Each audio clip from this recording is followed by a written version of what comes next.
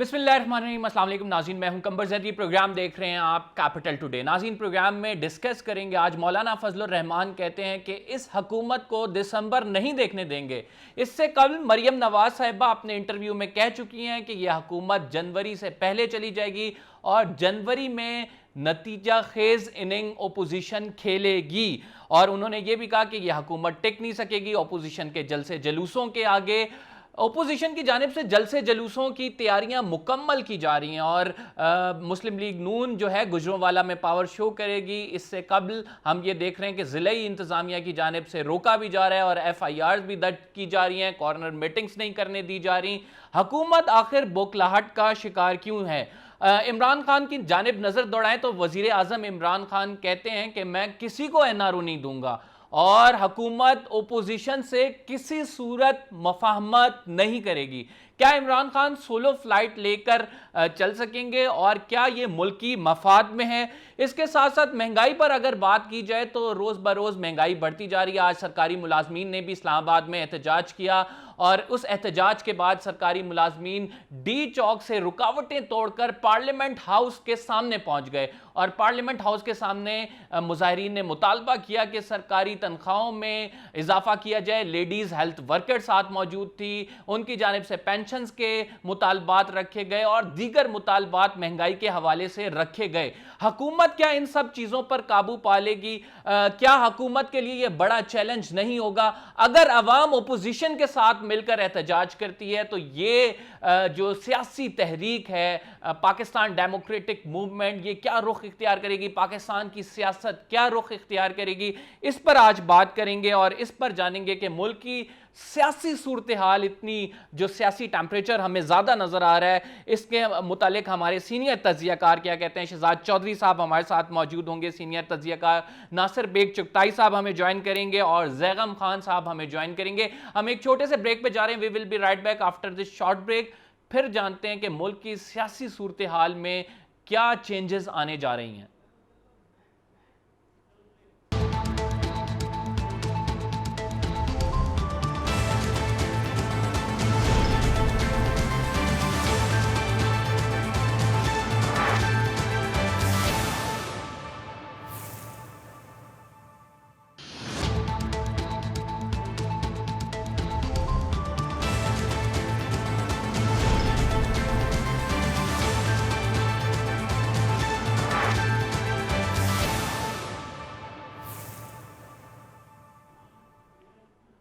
Welcome back नाज़रीन। और break पे जाने से पहले हम मुल्क की सियासी सूरत हाल के बारे में गुफ्तगू कर रहे थे। हमें हमारे सीनियर पैनलिस्ट ने ज्वाइन कर लिया। शहजाद चौधरी साहब हमारे साथ मौजूद हैं, नासिर बेग चुगताई साहब मौजूद हैं और जैगम खान साहब मौजूद हैं। आप तीनों मुअज़्ज़ज़ मेहमान ग्रामी का बहुत बहुत शुक्रिया।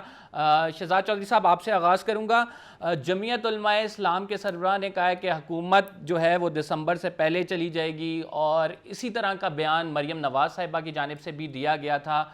अब क्या सवाल ये है कि हुकूमत को गिराने में ये कामयाब हो जाएंगी? ये जो बयानात हमारे सामने आ रहे हैं और जिस कॉन्फिडेंट तरीके से कहा जा रहा है, मौलाना साहब ने तो खैर पहले भी कहा था, लेकिन इस दफ़ा मरियम नवाज साहिबा का भी बयान आया है, तो आप क्या समझते हैं कि हुकूमत को गिराने में कामयाब हो जाएगी ओपोजिशन? देखिए, आज तक हमारी तारीख में तो ऐसा नहीं हुआ। पाकिस्तान की तारीख में किस तरह हुकूमतें गिरी हों। मेरा ख्याल में जो सबसे सक्सेसफुल एजिटेशन हुआ था वो धरना था जो कि इमरान खान ने दिया और उस वक्त नवाज शरीफ साहब कुछ बहुत अच्छी पोजीशन में नहीं थे, लेकिन वो बावजूद उसके कोई उनको हटा नहीं पाया। एक और जो सिचुएशन थी वो पाकिस्तान नेशनल PNA जिसको कहते थे 77 में, वो था, लेकिन उसके अंदर भी एक एक्सटर्नल सपोर्ट चाहिए थी PNA को हटाने के लिए और फिर मार्शल लॉ आया और उसके बाद फिर भुट्टो साहब की हुकूमत का खात्मा हुआ। तो मुझे मालूम नहीं पड़ता कि हमारी पिछली जो रिसेंट हिस्ट्री है इसके अंदर कभी भी ऐसा मसला हुआ हो जहां पर के बगैर एक्सटर्नल सपोर्ट के या सिर्फ और सिर्फ एक सियासी जद्दोजहद के नतीजे में हुकूमत बदली हो। तो इसलिए मुझे नहीं लगता कि इस किस्म का कोई मोमेंटम डेवलप हो पाएगा। दूसरा, अभी इस तरह का जो यूनिजन होनी चाहिए, यानी एक कैफियत जिस तरीके से कि सब मिले हुए हों, यकसुई या यकजा होना चाहिए जहां पे, वो भी अभी तक कुछ सवालिया निशानात हैं। पीपल्स पार्टी कितना कर पाएगी, कर पाती है या नहीं कर पाती, किस हद तक हिस्सेदार बनेंगे। तकरीरों की हद तक तो ठीक है, क्योंकि वो PMLN की प्लेटफॉर्म चाहते हैं ताकि वो पंजाब में अपनी जगह दोबारा बना पाएं। फजल रहमान साहब अपने शागिर्द कुछ ले आएंगे मदरसों से, लेकिन क्या PMLN का जो सपोर्टर है वो वोटर से निकल के एक कारकुन की शक्ल इख्तियार करेगा या नहीं, ये भी एक ओपन क्वेश्चन है। तो मेरा ख्याल है कि अगले 2-3 माह जो इन्होंने अपने आप को दिए हैं, जिसमें ये कहते हैं कि जनवरी में अगर इनका मोमेंटम डेवलप हो गया तो फिर ये एक लॉन्ग मार्च लेके इस्लामाबाद की तरफ आएंगे, तो वो ये भी कुछ वक्त है उसके अंदर। इसलिए आज सरेजस्त ये कहना कि हुकूमत गिर पाएगी मुझे मुश्किल लगता है। नासिर साहब, आप क्या समझते हैं वो मोमेंटम डेवलप हो जाएगा और जितनी सिंक्रोनाइजेशन की ज़रूरत है, जितना साथ मिलकर चलने की ज़रूरत है, वो ओपोजिशन को जितनी ज़रूरत दरकार है उतनी मौजूद है भी या नहीं?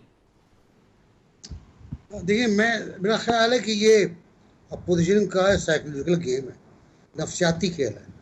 और ज़ाहिर है अपोजिशन नफसियाती खेल तो खेलती है बहुत तगड़े अंदाज में। तो मरियम का बयान और उसके बाद जो हजरात हैं वो बयान दे रहे हैं कि दिसंबर तक चले जाएंगे, जनवरी तक चले जाएंगे, इस्लामाबाद पहुंचने से पहले चले जाएंगे, इस्तीफों से पहले चले जाएंगे। ये सब साइकोलॉजिकल प्रेशर है जो नज़र आ रहा है हुकूमत पड़ता हुआ। हुकूमत के बयानात, उनके मामूलीन खुसूसी की जो तर्जुमानों की भरमार, उनके ट्वीट, उनके स्टेटमेंट, उनकी हरकतें। अब देखें, मैं कल बहुत माइन्यूटली देख रहा था गुजरांवाला की सूरत हाल। मुझे 1958 याद आ गया जब मैं किताबों में पढ़ता हूँ कि अयूब खान के ज़माने में किस तरह जलसे ख़राब किए जाते थे। पीपल्स पार्टी के गवर्नमेंट में छापा पड़ गया, कुर्सी उठा के ले गए, साउंड सिस्टम उठा के ले गए, मुस्लिम लीग की मीटिंग ख़राब कर दी, पैना फ्लैक्स उतार दिए, पैना फ्लैक्स लगाने वाले पकड़ लिए गए, पैना फ्लैक्स की मार्केट बंद कर दी है। ये वो हथकंडे हैं जो हम 15 से 20 साल पहले देखते थे, ये ख़त्म हो गए थे, ये ख़त्म हो गए थे। कारकुनों की गिरफ्तारियाँ, ये वो। तो ये टेम्पो, देखिए ब्यूरोक्रेसी बहुत ज़्यादा तेज़ होती है। मैं ये कह रहा हूँ आपसे कि ये टेम्पो बिल्ड हो रहा है इस तरह के अंदाज, गिरफ्तारियाँ करके, जल से ख़राब करके, पौधों मीटिंग ख़राब करके टेम्पो बिल्ड कर रहे हैं और ये टेम्पो बिल्ड कर देंगे। 1 नंबर 2, इस्लामाबाद में जो हो रहा है उसकी तो खबरें बहुत कम आ रही है ना। राइट। 15 दिन से मुजाहरे रोजाना हो रहे हैं जी, क्लर्कों के, पैरामेडिकल स्टाफ के, ऐसा ही है सरकारी मुलाजिम के, और ये खतरनाक है। आज भी सर रुकावटें तमाम तोड़कर पार्लियामेंट हाउस के सामने जाकर मुजाहिरीन बैठ गए। इस्लामाबाद में कंटेनर कल्चर फिर वापस आ गया। एग्जैक्टली ऐसा ही है। मैंने तस्वीर लगाई हुई है आज। तो बिल्कुल। ये एक खतरनाक, और ये अवामी उबाल है। हम इसको जब बात करते हैं सियासी ज़बान में तो इसको कहते हैं अवामी उबाल। ये क़यादत के बगैर एक हजूम है जो आ गया है, जो हर काबीना के इजलास का जो भी दिन होता है वहाँ मुजाहरे करता है, धरना देता है, बैठता है। आप कंटेनर ले आते हो, वो कंटेनर पार कर जाता है। अब आप उन पर फायरिंग करोगे, लाठी चार्ज करोगे। फिर सेनेटिव प्रिवेल आज इन्होंने नहीं किया, प्रोग्राम था इनका। तो अगर ये आप इसको आप नेचर करते रहेंगे, इसको आप जरखेज खाद फराहम करते रहेंगे, तो फिर अवाम बाहर निकल आएंगे आपके पास।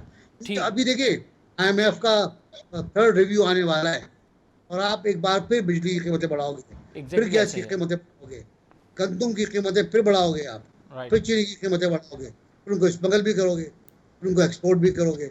तो मसले तो खड़े के खड़े रह जाएंगे। कब तक अवाम बर्दाश्त करेंगे, कब तक कारकुन बदमाश, किसान कब तक बर्दाश्त करेगा?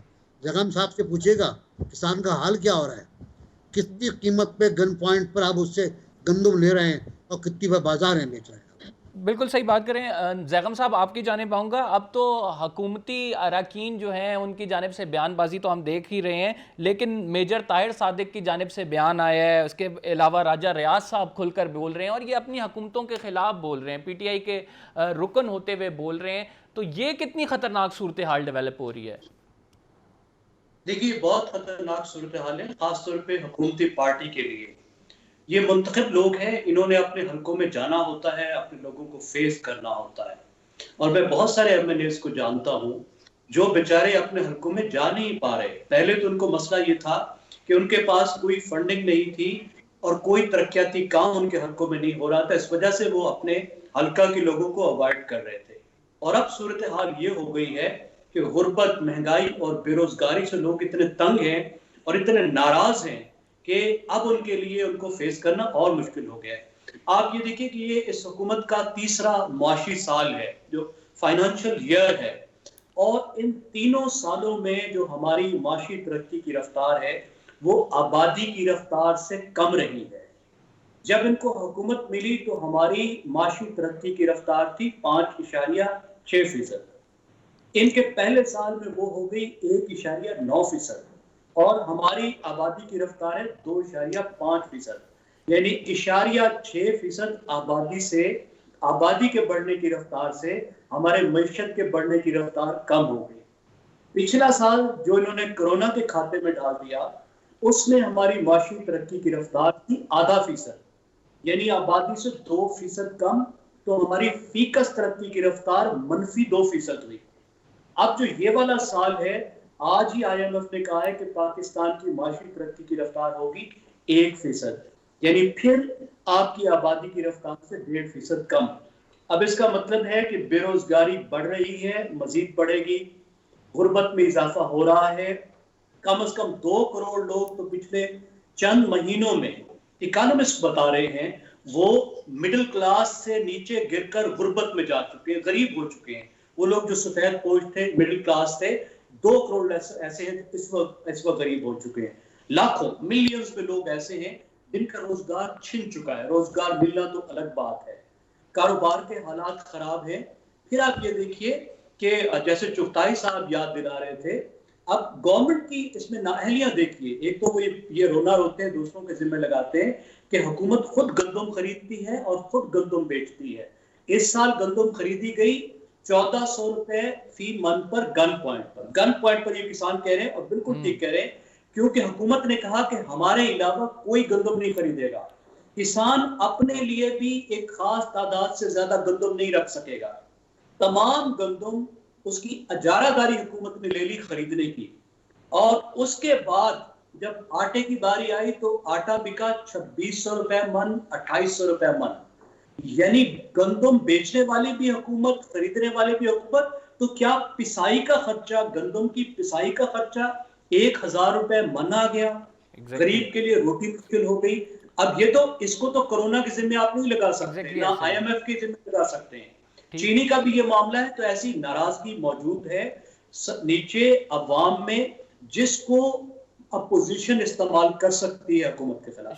शहजाद चौधरी साहब, आपकी जाने पाऊंगा, अवाम का जो गुस्सा है, अगर वो अपोजिशन की तहरीक के साथ मिल जाता है और अवामी सेंटिमेंट्स जो हैं वो कंबाइंड हो जाते हैं, कितनी बड़ी फिर तहरीक एक्सपेक्टेड है। और जिस तरह आपने कहा कि जलसे जलूसों के हवाले से ऐसी तारीख नहीं मौजूद। इमरान खान ने भी 126 दिन का धरना दिया, लेकिन आज शेख रशीद ने ही कहा कि हम टस से मस नहीं कर सके थे हुकूमत को।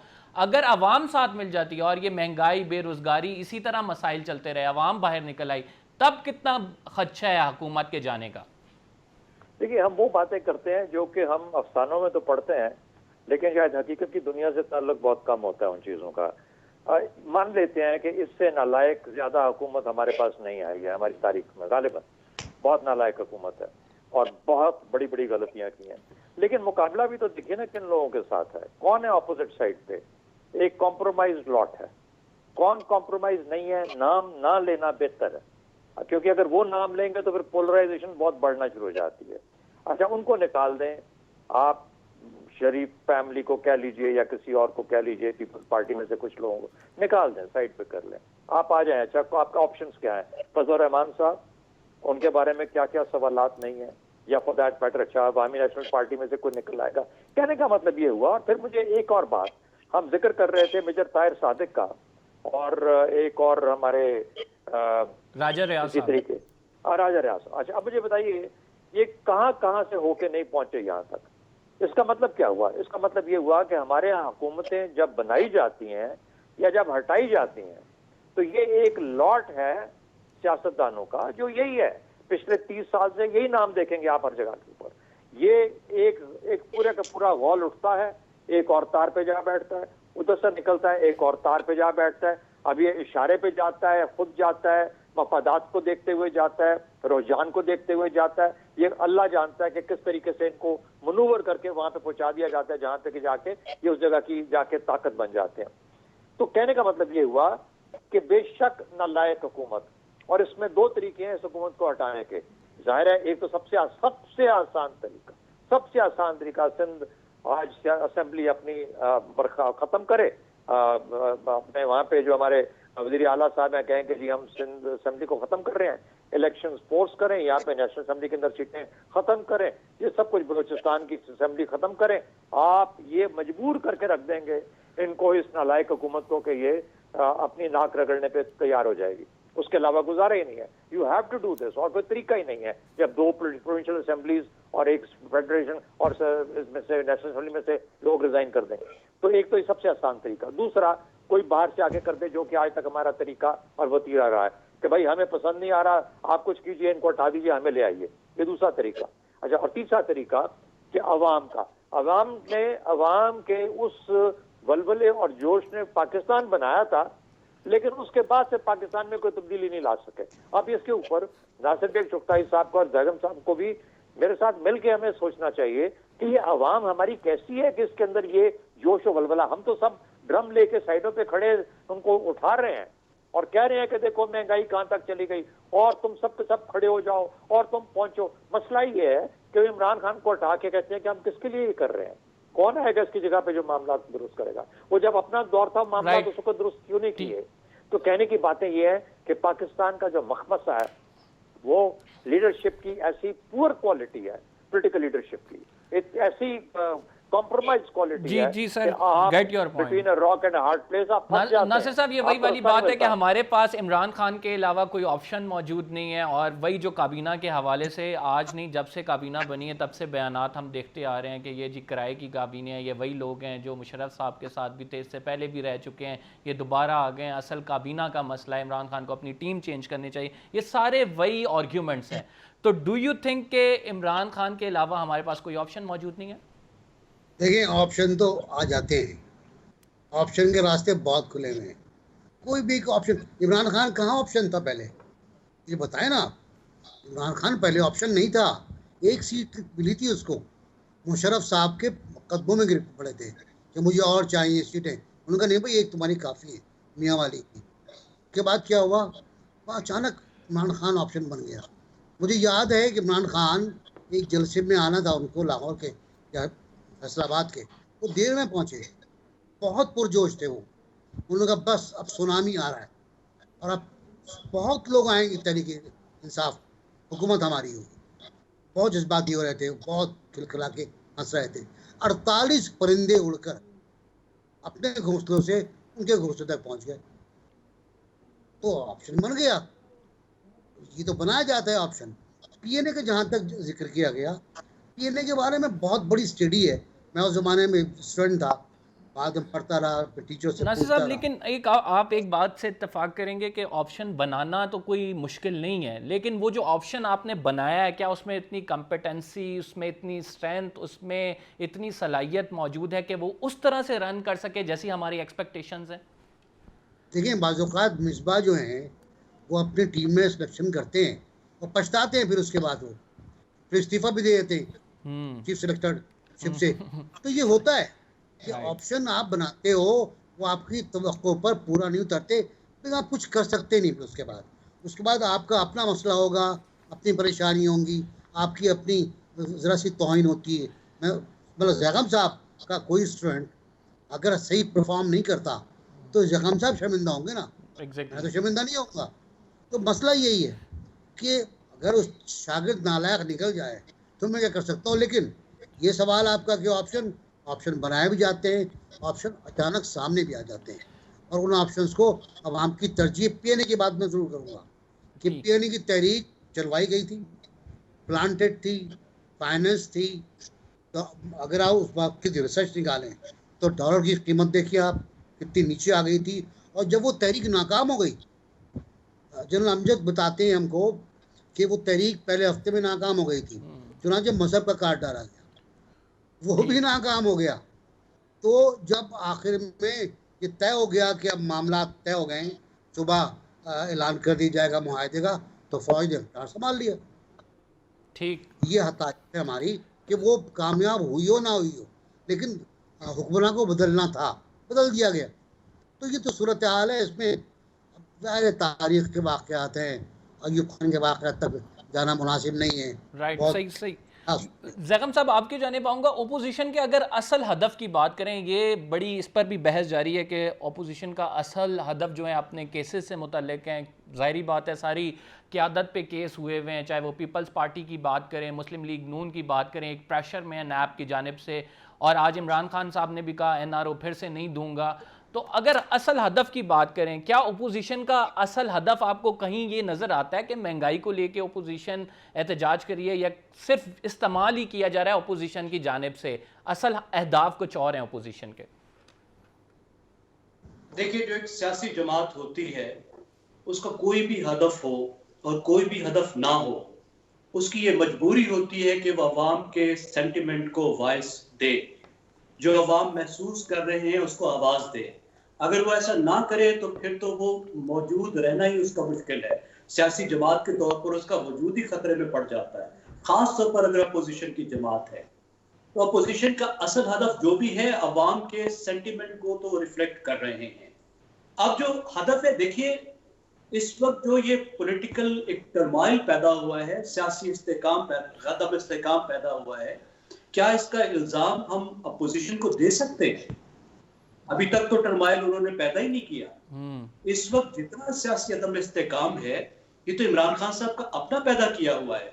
यानी अपोजिशन में उन्होंने जो एक अदम इस्तेकाम शुरू किया था 2014 से, जिसको उन्हें हुकूमत में आने के बाद खत्म कर देना चाहिए था कि अब मैं हुक्मरान बन गया हूँ, अब मैं खुद वजीर आजम हूँ, अब मेरी अपनी पार्टी हुकूमत में है, लेकिन उन्होंने हुकूमत में आकर भी सियासी अदम इस्तेकाम को जारी रखा। उन्होंने कोई डेमोक्रेटिक अकोमोडेशन ना तो उन्होंने पार्लियामेंट के अंदर इख्तियार की, ना उन्होंने बाहर इख्तियार की। बड़ा वाज़ेह तौर पर नजर आता है कि उनका मकसद वही है जो एक जमाने में जुल्फकार अली भुट्टो का हुआ करता था, फिर 90 की दहाई में नवाज शरीफ साहब का हुआ करता था, और वो है सिंगल पार्टी हेजेमनी, कि उनकी पार्टी के सामने कोई दूसरी पार्टी खड़ी ही ना हो पाए। जिस तरीके से लॉ एनफोर्समेंट एजेंसीज अकाउंटेबिलिटी कर रही है अपोजिशन का, क्या ये ठीक तरह की अकाउंटेबिलिटी है? क्या ये सियासी इंतकाम की शक्ल नहीं है? हमें मालूम नहीं है कि पाकिस्तान की आला तरीन अदालतें बार बार इस बारे में क्या कह रही हैं। जिन्होंने कोई गलती की है, आप उनको उल्टा लटका दीजिए, लेकिन हम देखते हैं कि जिन सियासतदानों को हम क्लीन समझते हैं, उनका भी तो रगड़ा लग रहा है ना। 8-8 महीने वो भी तो अंदर रहकर आते हैं और निकलता कुछ भी नहीं है। ऐसे सिविल सर्वेंट्स भी तो अंदर है ना, जो कई साल आपने अंदर ठोस दिए हैं, लेकिन आपके हाथ में कुछ भी नहीं आया है। अपोजिशन को अगर आप इस तरह दीवार से लगाएंगे, जब वो ताउन करेगी तो तब भी आप उसकी तजलील करेंगे। अगर कानून साजी में आपके साथ भी आ जाए तो आप उसका ठट्ठा लगाएंगे। अगर वो मीटिंग में भी आपके साथ बैठ जाए, और मैं ये मीटिंग जो है, याद रखिए, पीटीआई के साथ मीटिंग की बात कर रहा हूं, वो मीटिंग्स जिनका इनकाद कौमी असम्बली के स्पीकर साहब ने किया था, तब भी आप उनका ठट्ठा लगाएंगे। जब आपके लिए उनकी जगह ही नहीं छोड़ेंगे तो अपोजिशन क्या करेगी? सड़कों पर आएगी। ये तो उसकी डिमांड है ना कि हुकूमत बाहर जाए। नहीं सर, सड़कों पे आना जुर्म नहीं है। मेरी तो ख्वाहिश है कि अपना काम ठीक कर। बिल्कुल जैगम साहब, सड़कों पे आने पे एतराज़ नहीं है। एतराज़ इस बात पे है कि ये सिर्फ क्या अपने मफादात का तहफ़्फ़ुज़ कर रहे हैं, क्या सिर्फ महंगाई के नाम पर सियासत हो रही है? महंगाई का इशू तो इससे पहले भी था, जब हम ओपोजिशन को कहते थे कि ओपोजिशन कहीं नज़र ही नहीं आ रही, तो ओपोजिशन का जवाब होता था, जी हम करेंगे, हम रोड्स पे आएंगे, हमें पता है लोग चक्की में पिस रहे हैं, लेकिन अभी थोड़ा सब्र करें। सेनेट इंतखाबात भी आ रहे हैं, ये तमाम चीज़ें किस चीज़ की तरफ लेके हमें जा रही हैं? एक छोटे से ब्रेक के बाद हम हाजिर होते हैं और उसके बाद फिर इस गुफ्तगू के सिलसिले को जारी रखेंगे। आप कहीं मत जाइएगा।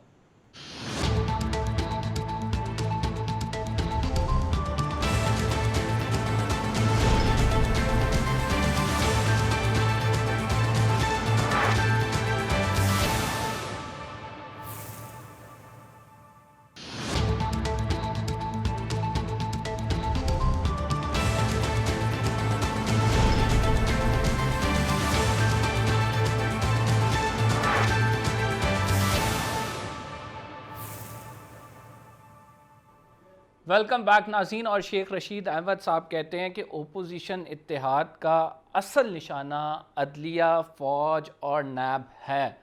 यानी ओपोजिशन असल में जो टारगेट करना चाहती है जुडिशरी, आर्मी और नैब को, इसके अलावा उनका कोई और एजेंडा नहीं है।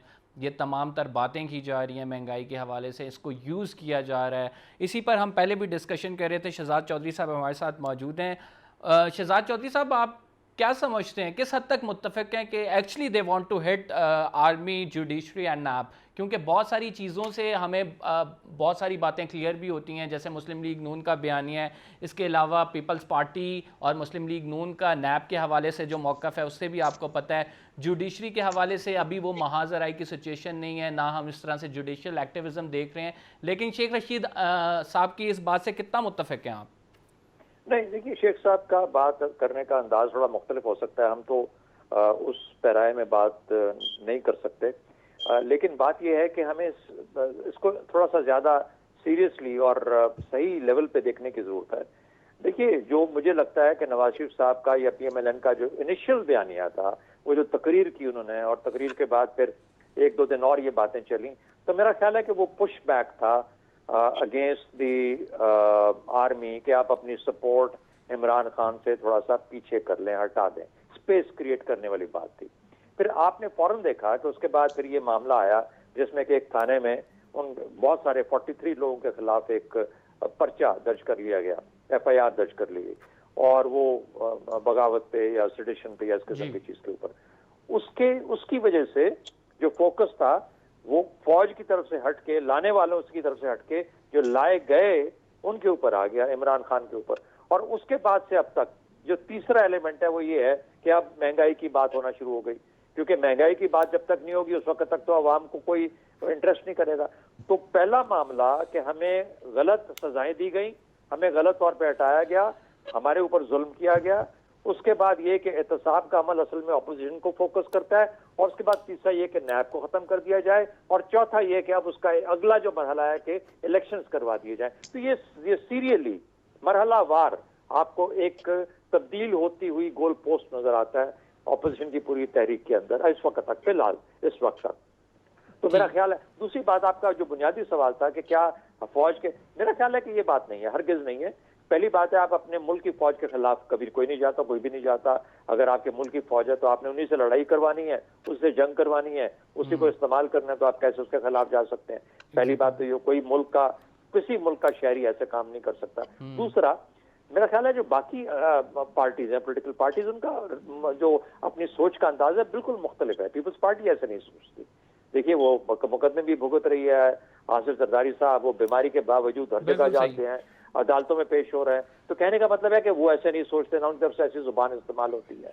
तो ये टैक्टिकल है, ये एक्चुअली स्ट्रेटेजिक नहीं है। स्ट्रेटेजिक डायमेंशन एक ही है कि पहली बात, नंबर 1 हदफ हुकूमत जल्दी से जल्दी हमें मिल जाए। अगर वो नहीं होता तो हमारे जो मुकदमे हैं उनको खत्म कर दिया जाए, और वो नहीं होता तो नैब के ऊपर जो शिकंजा है उसको हटा दिया जाए। मेरा ख्याल है कि ये तीन इस तरह से, जैसे कहते हैं डिसेंडिंग ऑर्डर के अंदर उनके ये ऑब्जेक्टिव्स बनते हैं, जो मुझे नजर आते हैं। Nasir sahab, you are very seasoned journalist. Sir, आप क्या समझते हैं ये जो जारहाना रवैया है मरियम नवाज और नवाज शरीफ साहब की जानिब से, ये कब तक जारी रहेगा इसी तरह? सर, पहली बात तो शाह साहब ने फरमाया मुकदमात का मसला, मैं सख्त खिलाफ हूँ उस बात के कि आप मुकदमात को फैसला किए बगैर छोड़ दें। ये बहुत ही गलत बात हो जाएगी, और ये पहले भी होता रहा है कि बाज़ मुकदमे जो हैं वो फैसल नहीं हो पाए, वो ख़त्म कर दिए गए और निपटा दिए गए। मुकदमों को चलाएं, अनारो शनारो कोई चीज़ नहीं होती है, ये सब ख्वाब व ख्यालों की बातें हैं। जब देना होता है तो दे देते हैं, आके देते हैं, प्लेट में रख के दे देते हैं, और जब नहीं देना होता तो नहीं देते भाई।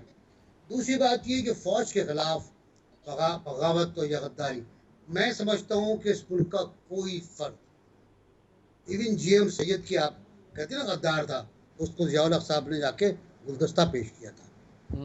फिर आप कहते हैं कि साहब वली खान जो है वो गद्दार था, तो ज़ियाउल हक ने उसको जेल से रिहा किया था सुप्रीम कोर्ट के फैसले के बावजूद। सुप्रीम कोर्ट ने कहा था कि ये पार्टी मुल्क दुश्मन है रेफरेंस के चक्कर में।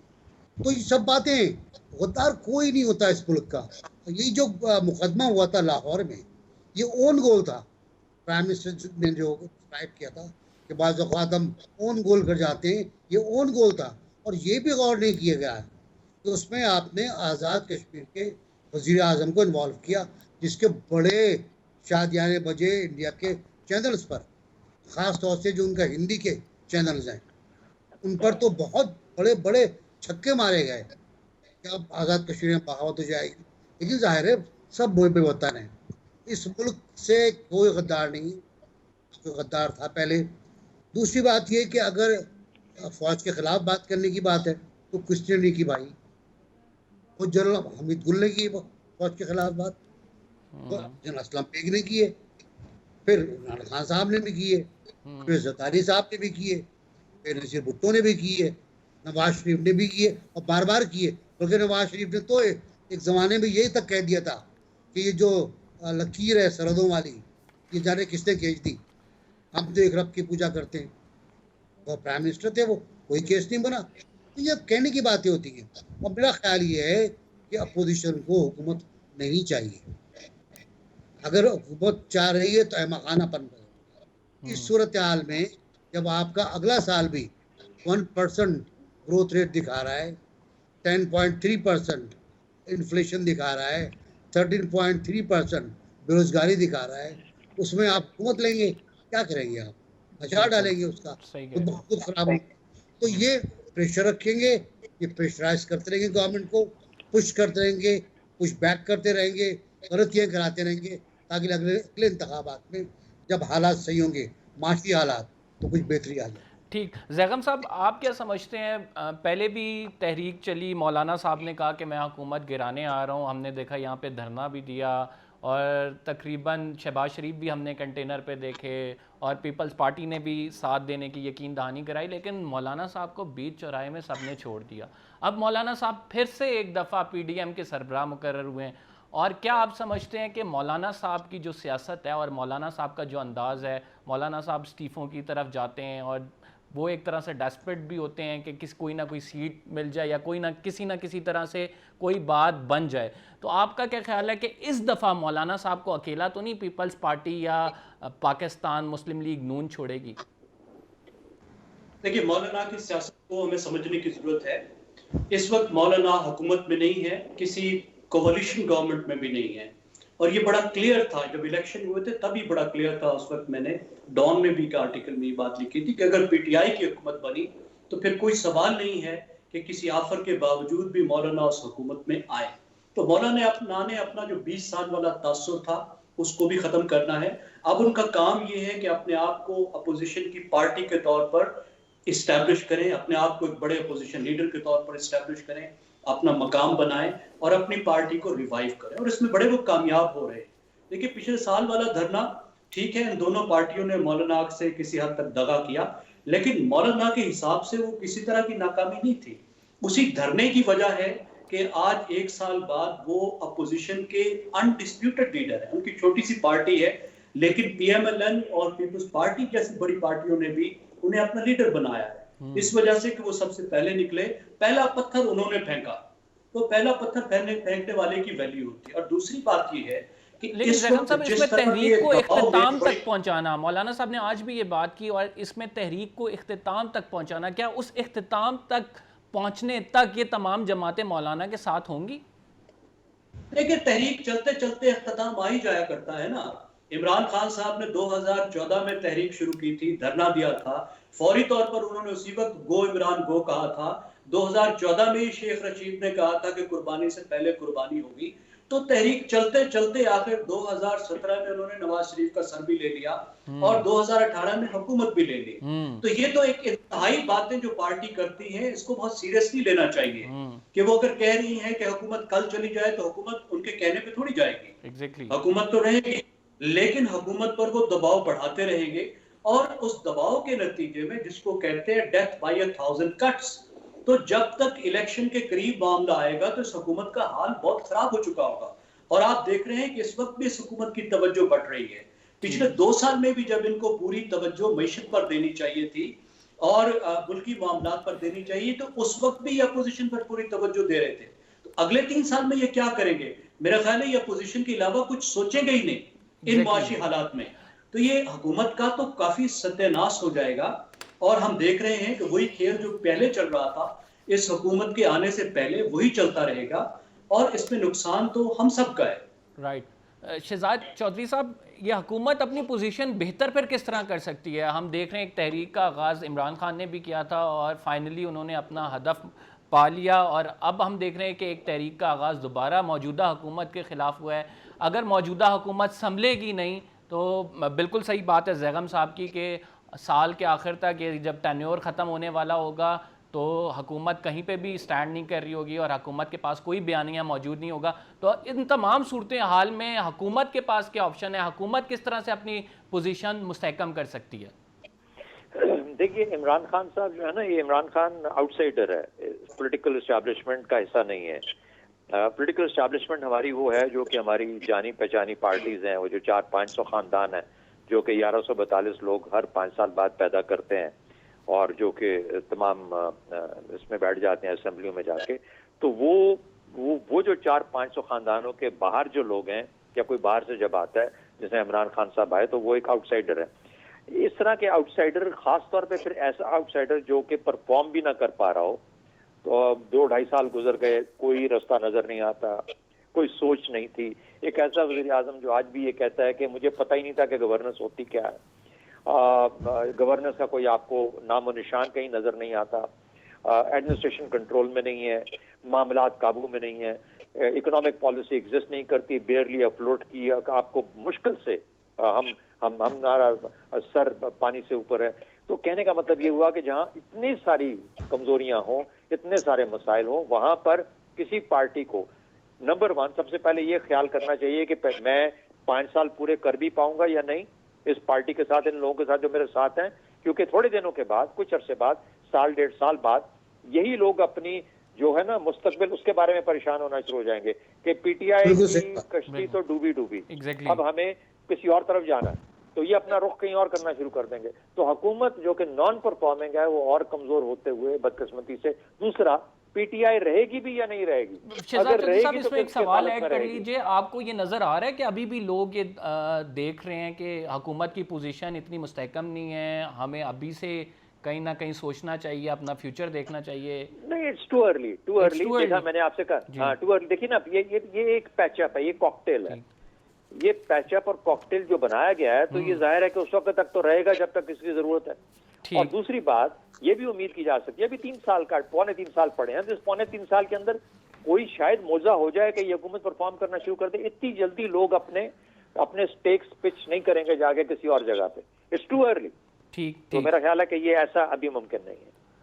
नाज़रीन, हमने मुल्क की सियासी सूरत हाल पे बात की, इमरान खान का मुस्तकबिल क्या हो गया, अपोजिशन के जलसे जुलूस क्या रुख इख्तियार करेंगे। प्रोग्राम का टाइम ख़त्म हो गया। तीनों मौजूद मेहमान गिरामी का शुक्रिया। सीनियर तजियाकार हमारे साथ मौजूद थे। इंशाल्लाह कल आपसे मुलाकात होगी एक नए टॉपिक के साथ। कंबर ज़ैदी को इजाज़त दीजिए। अल्लाह हाफ़िज़।